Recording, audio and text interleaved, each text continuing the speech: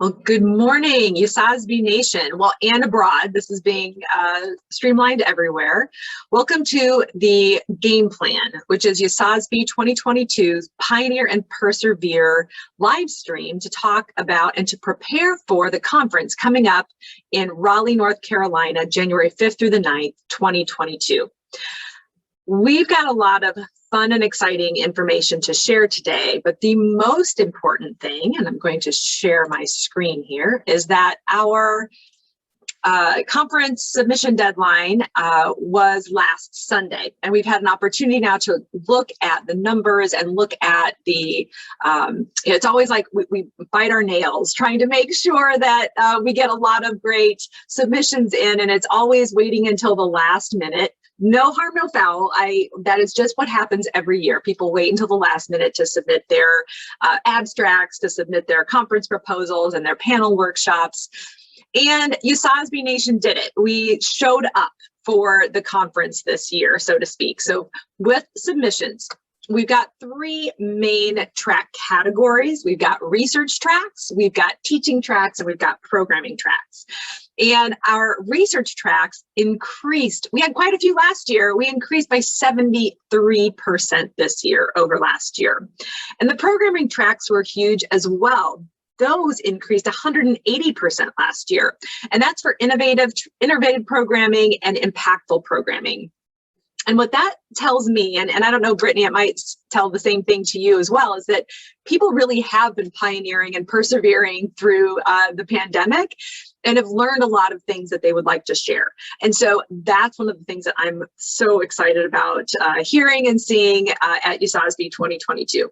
Now, our teaching tracks also increased by 48%, and primarily in the competitive tracks.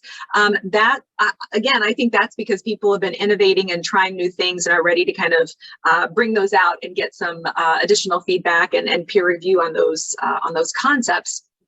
But there were two tracks in the teaching track category that were new, and we didn't see the understanding or adoption of those two new tracks, and we're taking responsibility for that at headquarters. We really feel like we could have done a better job of explaining those.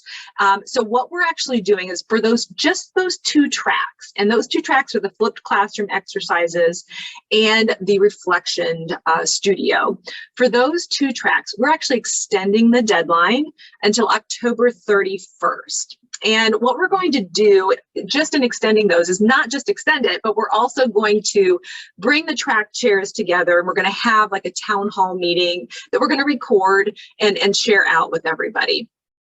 Just very quickly, and Brittany, do feel free to jump in on these. The main things with these, the flipped classroom exercises track, the intent of that is to collaborate, kind of co-create, if you will, a set of, over time, a set of exercises that USASBE members will have access to be able to use in their classrooms.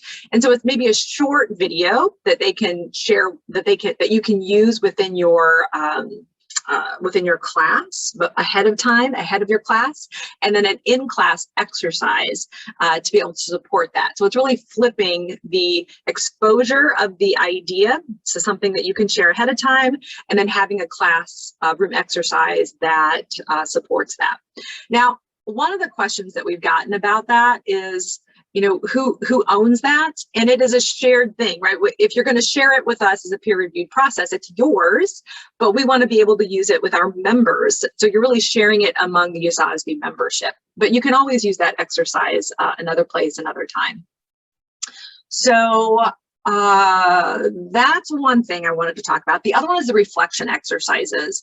And so that one is about, because teaching entrepreneurship is a very kind of muscular type of thing, right? It's a very experiential process, teaching entrepreneurship. And so reflection is a really important part of any kind of experiential learning.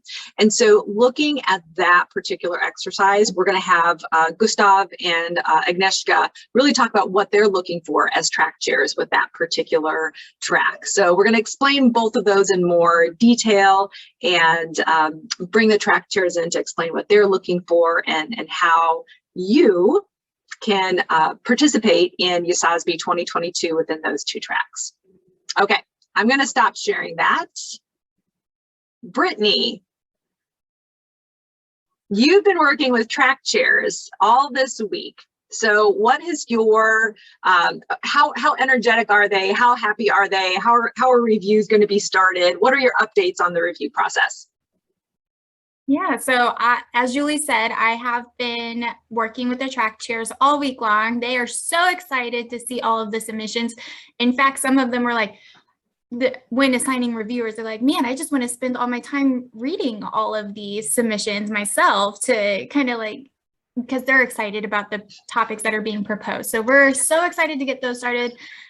We are hoping, and we should have all of the reviewers assigned by this afternoon, and all of the reviewers will be receiving an email from the AwardForce platform outlining like exactly how you go in, view the submissions, and begin that review process. We are asking for all reviews to be finished by Thursday, September 30th. That way we have a little bit of time for the track chairs to then utilize those numbers, make final decisions for announcements and decisions to go out the following week, that first week of October, in that like October 5th, 6th, 7th time range. Can't give you an exact date because, as we all know, things are always in flux, but definitely by that end of that week, you will know the decision of your submission.